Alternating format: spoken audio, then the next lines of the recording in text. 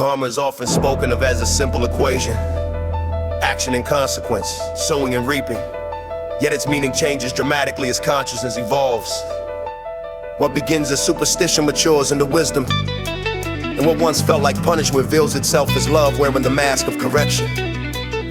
Each stage of development reshapes the lens through which karma is seen, shifting from fear-driven obedience to effortless alignment with the infinite. At the earliest level, karma is pure survival instinct.